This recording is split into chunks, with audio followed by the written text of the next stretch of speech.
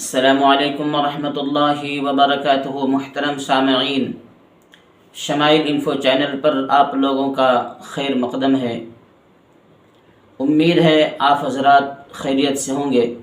اللہ تعالیٰ آپ لوگوں کو صحت و عافیت نصیب فرمائے، آمین یا رب العالمین۔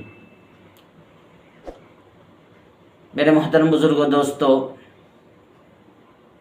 اللہ تعالیٰ نے دنیا کے اندر ہمیں بھیجا ہے، اور بھیجنے کے بعد اللہ تعالیٰ نے ہمیں بے شمار نعمتوں سے نوازا ہے، اور اللہ نے فرمایا کہ اپنی جان اور اپنے مال سے اللہ کے دین کی خدمت کریں، اللہ کے راستے میں اپنے جان اور مال سے جہاد کریں، یہ تمہارے لیے نفع بخش تجارت ہے۔ اعوذ باللہ من الشیطان الرجیم، بسم اللہ الرحمن الرحیم۔ یا ایہا الذین آمنوا هل ادلکم علی تجارت تنجیکم من عذاب علیم تؤمنون باللہ ورسولہ وتجاہدون فی سبیل اللہ باموالکم وانفسکم ذالکم خیر لکم ان کنتم تعلمون۔ صدق اللہ مولانا العظیم۔ اللہ ایمان والوں کو فرما رہے ہیں، کیا تمہاری رہنمائی کروں ایک ایسے تجارت کی طرف جو تمہیں دردناک عذاب سے بچا لے، نجات دے دے۔ اور وہ تجارت کیا ہے؟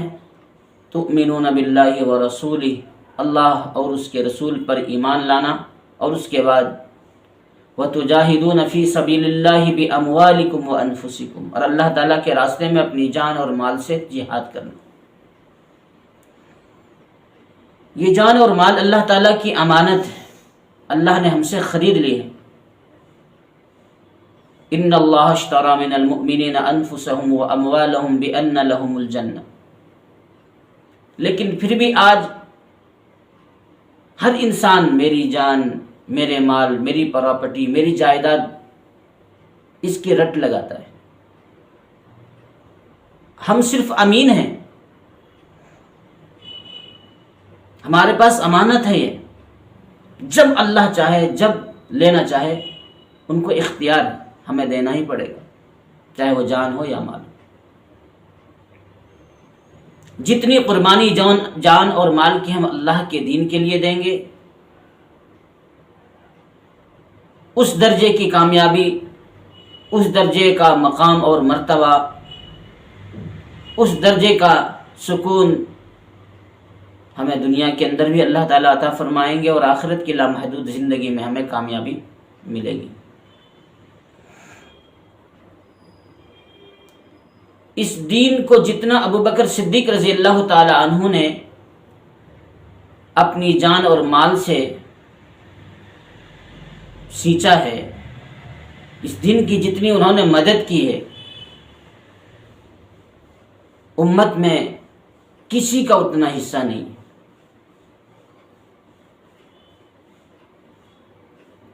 اللہ کے نبی علیہ الصلوۃ والسلام کے ساتھ پرچھائی کی طرح، سایہ کی طرح ہر وقت رہتے تھے، اور جب اللہ کے رسول کو یا اسلام کو، دین کو جس وقت ضرورت پڑی ابو بکر صدیق رضی اللہ تعالیٰ عنہ کی، اس وقت انہوں نے ساتھ دیا، ذرا برابر بھی دریغ نہیں کیا۔ رسولوں کے بعد اللہ کے نبی علیہ الصلوۃ والسلام کے بعد صحابہ میں اگر کسی کا مقام ہے، وہ ابو بکر صدیق رضی اللہ تعالیٰ عنہ کا ہے۔ اور کیوں؟ اسی لیے کہ اللہ کے نبی علیہ الصلوۃ والسلام خود ارشاد فرماتے ہیں کہ جتنا ابو بکر نے مجھ پر احسان کیا ہے، دین پر احسان کیا ہے، اتنا کسی نے کیا نہیں۔ سارے صحابہ کے احسان کا بدلہ میں چکا دیا، لیکن ابو بکر صدیق کے احسان کا بدلہ میں نہیں چکا سکا، وہ اللہ ہی اس کا ادا کریں گے۔ جب ہجرت کا موقع آیا تو اللہ کے نبی علیہ الصلوۃ والسلام گھر سے نکل کر سب سے پہلے ابو بکر صدیق رضی اللہ تعالیٰ عنہ کے گھر کو گئے۔ اللہ کے نبی نے پہلے ہی بتا دیا تھا کہ ابو بکر آج رات ہجرت کرنا ہے۔ سیدنا ابو بکر صدیق رضی اللہ تعالیٰ عنہ نے ساری تیاری کر لی، توشہ تیار کر لیا، سواری تیار کر لی۔ اللہ کے نبی علیہ الصلوۃ والسلام پہلے ابو بکر صدیق رضی اللہ تعالیٰ عنہ کے گھر کو گئے، وہاں ساری چیزیں تیار تھی، سواری تیار تھی، وہاں سے چڑھے، سواری پر سوار ہوئے اور وہاں سے نکل گئے۔ میرے محترم، کتابوں میں لکھا ہے کہ اللہ کے نبی صلی اللہ علیہ وسلم جا رہے ہیں، ابو بکر صدیق رضی اللہ تعالیٰ عنہ جا رہے ہیں۔ ابو بکر صدیق رضی اللہ تعالیٰ عنہ کبھی آگے چلتے ہیں، کبھی پیچھے چلتے ہیں، کبھی آگے چلتے ہیں، کبھی پیچھے چلتے ہیں۔ اللہ کے نبی نے پوچھا کہ ابو بکر اس طرح کیوں جاتے ہو، کبھی سامنے جاتے ہو، کبھی پیچھے جاتے ہو؟ تو ابو بکر صدیق رضی اللہ تعالیٰ عنہ نے فرمایا کہ یا رسول اللہ، جب مجھے سامنے سے ڈر کا احساس ہوتا ہے کہ کوئی دشمن آ کر آپ پر حملہ کر دے، آپ کو نقصان پہنچا دے، تو میں سامنے چلا جاتا ہوں، اور جب مجھے محسوس ہوتا ہے کہ پیچھے سے کوئی آپ کے اوپر حملہ کر دے، آپ کو نقصان پہنچائے، پیچھے سے حملے کا ڈر ہوتا ہے، تو میں پیچھے چلا جاتا ہوں کہ اگر کوئی حملہ کرنے والا، نقصان پہنچانے والا نقصان پہنچائے، وہ حملہ مجھے نقصان پہنچے، وہ حملہ مجھ پر کرے، آپ بچ جائیں، آپ کو نقصان نہ ہو۔ یہ تھی ابو بکر کی محبت نبی کے دل میں، اور نبی کی محبت ابو بکر کے دل میں۔ میرے محترم بزرگوں، دوستو، کہ اپنی جان زخم میں ڈال کر، اپنی جان کی پرواہ کیے بغیر اللہ کے نبی علیہ الصلوۃ والسلام کے ساتھ سایہ کی طرح چل رہے ہیں، کبھی آگے کبھی پیچھے، کہ کہیں نقصان نہ ہو جائے آقا کو علیہ الصلوۃ والسلام کو۔ یہ تھی جان سے اللہ کے نبی کی خدمت۔ پھر جب غار ثور کے اندر گئے، اللہ کے نبی نے کو فرمایا کہ آپ پہلے باہر کھڑے ہوں، میں پہلے صفائی کر لیتا ہوں۔ پورا صاف کر لیا انہوں نے، کپڑے پھاڑ پھاڑ کر جہاں جہاں سوراخ تھے سوراخوں کے اندر رکھ دیا، تاکہ کوئی زہریلا کیڑا، سانپ، بچھو سوراخ سے باہر نہ آ جائے، تکلیف نہ پہنچائے۔ اور جو سوراخ بچ گئے کپڑے کی کمی کی وجہ سے، وہاں اپنی انگلیوں کو رکھ دیا اور اللہ کے نبی کو پکارے کہ آپ آ جائیے، آپ تیار ہیں۔ بڑی تفصیل ہے اس کے اندر۔ بہرحال جب آپ صلی اللہ علیہ وسلم اندر چلے گئے، آرام کرنے لگے، حضرت ابو بکر صدیق رضی اللہ تعالیٰ عنہ کے زانوں پر تو زہریلے کیڑے نے ان کی انگلی میں کاٹ لیا، جس کی وجہ سے اتنی شدید تکلیف ہو رہی ہے، مگر آپ ہل نہیں رہے ہیں ابو بکر صدیق رضی اللہ تعالیٰ عنہ۔ آپ اللہ کے نبی کو کہیں تکلیف نہ ہو جائے، اس لیے آپ جس طرح پہلے بیٹھے تھے اسی طرح برداشت کر کے بیٹھے ہوئے ہیں۔ جب آنسو کے قطرے اللہ کے نبی کے رخسار پر گرے، اللہ کے نبی چونک کر اٹھتے ہیں، پوچھتے ہیں ابو بکر کیا ہوا؟ تو فرمایا کہ یا رسول اللہ، کسی زہریلے کیڑے نے میری انگلی کے اندر کاٹ دی۔ تو اللہ کے نبی نے اپنا لعاب دہن اس کے اندر لگایا، جس کی وجہ سے اس کی تکلیف دور ہو گئی۔ یہ تھی جان سے اللہ کے نبی کے لیے محبت۔ میرے محترم بزرگوں، دوستو، یہ میں ایک مثال دے رہا ہوں ابو بکر صدیق رضی اللہ تعالیٰ عنہ، کہ اپنے جان، اپنے مال کو کس طرح دین کے لیے، کس طرح اللہ اور اس کے رسول کے لیے استعمال کرنا ہے۔ یہ ایک نمونہ ہے، ایک آئیڈیل ہے ابو بکر صدیق رضی اللہ تعالیٰ عنہ کی زندگی، جو میں آپ لوگوں کے سامنے پیش کرنا چاہتا ہوں، کہ ابو بکر کا وہ مقام اور مرتبہ جو اتنا اونچا تھا، کس بنیاد پر ملا ان کو، کس وجہ سے اللہ نے اتنا نوازا کہ جنت کے سارے دروازے ابو بکر صدیق کے لیے انتظار کر رہے ہیں۔ ہر آدمی جنت کا مشتاق ہے، اور جنت خود مشتاق ہے ابو بکر صدیق کے۔ کیوں؟ انہی اعمال کی وجہ سے، اور صرف انہوں نے نہیں بلکہ ان کے گھر والوں نے دین کا ساتھ دیا، اللہ کے نبی کا ساتھ دیا۔ ابو بکر صدیق رضی اللہ تعالیٰ عنہ نے اپنے بیٹے حضرت عبداللہ کو فرما دیا تھا کہ مکے کے اندر رہ کر کے، مکے کے اندر جو باتیں ہوتی ہیں یا جو سازشیں ہوتی ہیں، وہ ساری خبر ہم تک پہنچانا۔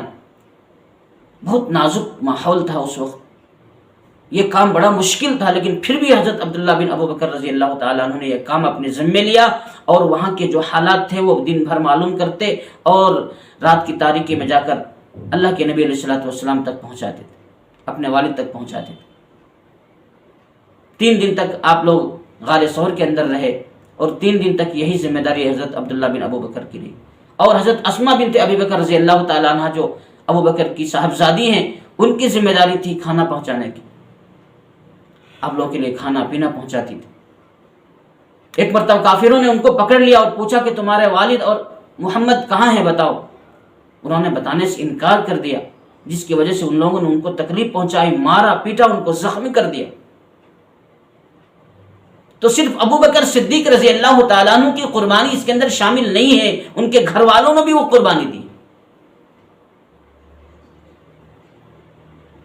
آسمان سے جو سلام آیا ابو بکر صدیق رضی اللہ تعالیٰ عنہ کو، وہ یوں ہی نہیں آیا۔ غزوہ تبوک کے موقع پر اللہ کے نبی علیہ الصلوۃ والسلام نے جب اعلان کر دیا، چندے کا اعلان، کہ بہت دور کا سفر ہے، اخراجات زیادہ ہے، اس لیے سارے لوگ چندہ اکٹھے کرو اور جتنا زیادہ ہو سکے اکٹھا کرنا ہے۔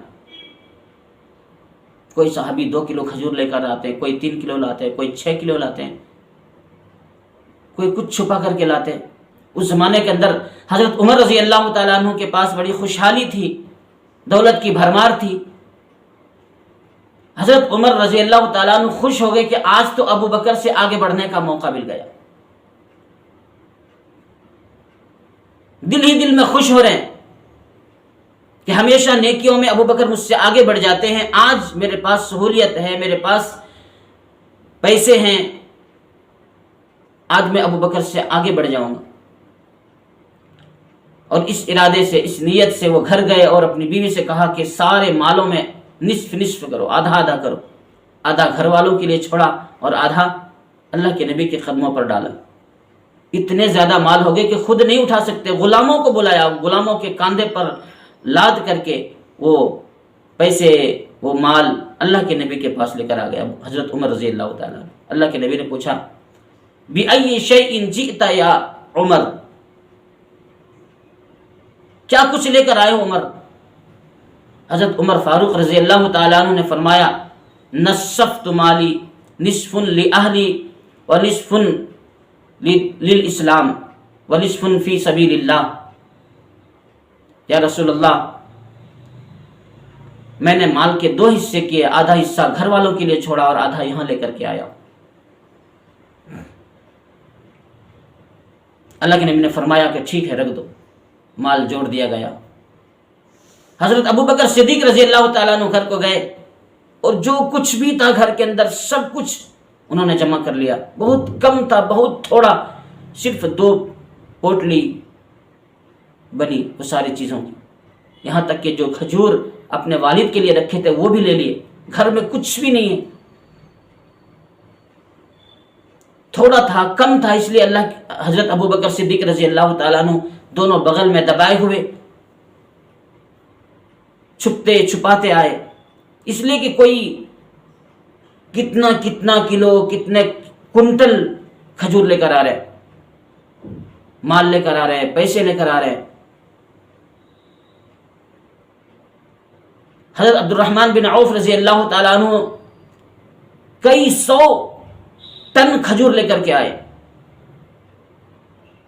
جہاں ٹنوں کے حساب سے لوگ کھجور لا رہے ہیں، پیسے لا رہے ہیں، ظاہر سی بات ہے اس کے سامنے حضرت ابوبکر کی چھوٹی چھوٹی 2 پوٹلی کیا معنی رکھتی۔ لیکن بات یہاں کوانٹٹی کی نہیں، گنتی کی نہیں، تعداد کی نہیں، کوالٹی کی ہے۔ کس سچویشن میں لایا، کتنے اخلاص کے ساتھ لایا، کس دل سے لایا، بات تو یہاں یہ ہے۔ تو ابو بکر صدیق رضی اللہ تعالیٰ عنہ چھوٹی چھوٹی 2 پوٹلی لے کر آئے، اللہ کے نبی کے پاس لا کر رکھ دیا۔ اللہ کے نبی نے پوچھا بِأَيِّ شَيْءٍ جِئْتَ يَا أَبَا بَكْرٍ، ابو بکر کیا کچھ لے کر آئے؟ حضرت ابو بکر صدیق رضی اللہ تعالیٰ عنہ نے فرمایا جِئْتُ بِكُلِّ شَيْءٍ مَا يَسَّرَ لِي رَبِّي یا رسول اللہ، میرے رب نے جو کچھ میسر کیا تھا مجھے وہ سب کچھ لے کر آ گیا۔ اللہ کے نبی حضرت عمر سے پوچھتے ہیں کہ عمر تم نے گھر میں کیا چھوڑا؟ ما ترکت یا عمر؟ حضرت عمر فرماتے ہیں ترکت نصف مالی فی اہلی. اور حضرت ابو بکر صدیق رضی اللہ تعالیٰ عنہ سے جب پوچھتے ہیں تو انہوں نے فرمایا ترکت اللہ و رسولہ،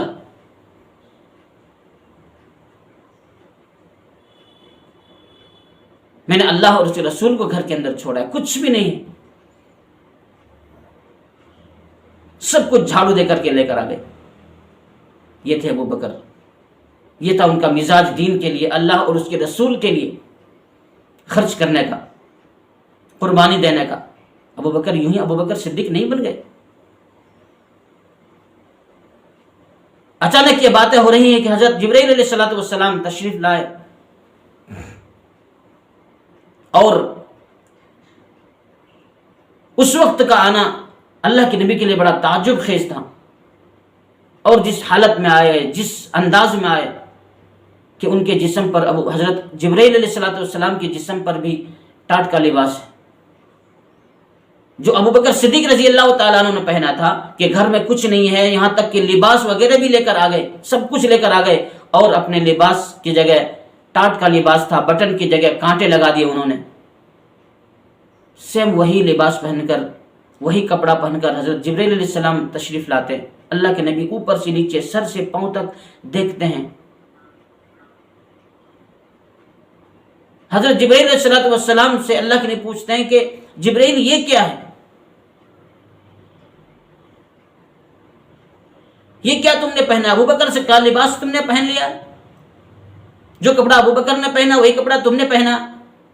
تو جبرائیل علیہ السلام فرماتے ہیں فلا تتعجب یا رسول اللہ ان اہل السماوات کلهم یلبسون ثیاب ابی بکر. آپ کو تعجب میں پڑھنے کی ضرورت نہیں، میں نے صرف نہیں بلکہ آسمان کے جتنے فرشتے ہیں سب نے آج وہی لباس پہنا ہے جو لباس ابو بکر رضی اللہ تعالیٰ عنہ کا. پھر حضرت جبرائیل علیہ السلام نے اللہ کے نبی سے کہا کہ میں ایک مقصد کے لیے آیا ہوں، ایک سوال پوچھنے کے لیے بس اللہ نے مجھے بھیجا ہے، اور وہ یہ کہ آپ اپنے دوست ابو بکر سے پوچھیں کہ اس حالت میں بھی وہ اللہ سے خوش ہیں، اللہ ان سے راضی ہے، کیا یہ بھی اللہ سے اس حالت میں راضی ہیں، خوش ہیں؟ اللہ کے نبی جانتے تھے ابو بکر نرم دل کے ہیں، اس لیے ڈائریکٹ انہوں نے فوراً نہیں پوچھا. تھوڑی دیر کے بعد حضرت ابو بکر صدیق رضی اللہ تعالیٰ عنہ سے آہستہ اللہ کے نبی پوچھتے ہیں کہ ابو بکر اللہ کا سلام ہے آپ کو، اللہ نے آپ کو سلام بھیجا ہے، اور پوچھا ہے کہ اس حالت میں بھی ابو بکر خوش ہے اللہ سے، اللہ آپ سے خوش ہے، کیا آپ بھی اللہ سے خوش ہیں اس حالت میں؟ حضرت ابو بکر صدیق رضی اللہ تعالیٰ عنہ یہ بات سنے اور تڑپ گئے. کتابوں میں لکھا ہے کہ غش کھا کر گر گئے. اس کے بعد ان کو ہوش میں لایا گیا، ہوش میں آئے تو نعم یا رسول اللہ رضیت باللہ رضیت باللہ رضیت باللہ رضیت باللہ ربا وبالاسلام دینا وبمحمد نبیا ورسولا. یا رسول اللہ میں اللہ سے خوش ہوں. کیوں نہ خوش ہو ابو بکر اللہ تعالیٰ سے؟ یہ سب کچھ تو دیا ہوا اللہ کا ہی ہے، ابو بکر کا کوئی کمال نہیں اس کے اندر، یہ جان مال سب کچھ جو میں نے لگایا ہے دین کے لیے سب اللہ کا دیا ہوا، اللہ کی امانت ہے. پھر ابو بکر نہ لگائے، یہ کیسے ہو سکتا ہے؟ میرے محترم، قربانی کا جذبہ جب دل میں آتا ہے تو اللہ رب العزت اس طرح نوازتے ہیں. اللہ دل بھی دیتے ہیں، خرچ کرنے کا جذبہ بھی دیتے ہیں. حضرت عمر رضی اللہ تعالیٰ عنہ نے دیکھا کہ آج میں سوچ رہا تھا کہ میں ابو بکر سے آگے بڑھ جاؤں گا، جبکہ میرے پاس آج سہولیت تھی، میرے پاس خوشحالی تھی، دولت کی بھرمار تھی، مگر آج بھی ابو بکر مجھ سے آگے بڑھ گئے. حالانکہ مال کے اعتبار سے اگر کوانٹٹی کے گنتی کے حساب سے دیکھا جائے، تعداد کے حساب سے دیکھا جائے تو حضرت عمر کا جو مال تھا جو لے کر آئے تھے اس کے سامنے ابو بکر کا مال بہت ہی کم تھا پرسنٹیج میں. لیکن مطلب یہ نہیں کہ کتنا لایا، کس سچویشن میں لائے، یہ بڑی بات تھی. حضرت عمر نے آدھا مال گھر والوں کے لیے چھوڑا، آدھا لے کر آئے، اور حضرت ابو بکر سب کچھ لے کر آ گئے. مسئلہ تو یہ تھا کہ سب کچھ اللہ کے دین کے لیے لگا لی، چاہے جو کچھ بھی ان کے گھر میں تھا. جب قربانی دی جاتی ہے نا تب اللہ نوازتا ہے. اس کے بعد ابو بکر بنے. اپنی جان مال سے، اپنے گھر والوں سے، سب ہر اعتبار سے انہوں نے دین کی خدمت کی، دین کی مدد کی، اللہ اور اس کے رسول کی مدد کی. جب انسان قربانی دیتا ہے پھر اللہ کیسے نوازتے ہیں یہ وہم و گمان کے اندر بھی نہیں ہوتا، یہ بندہ سوچ بھی نہیں سکتا. اللہ غیبی طور پر اس کی مدد فرماتے ہیں، جو اللہ تعالیٰ نے صحابہ کی مدد فرمائی، ان کی نسلوں کو اللہ نے نوازا ہے.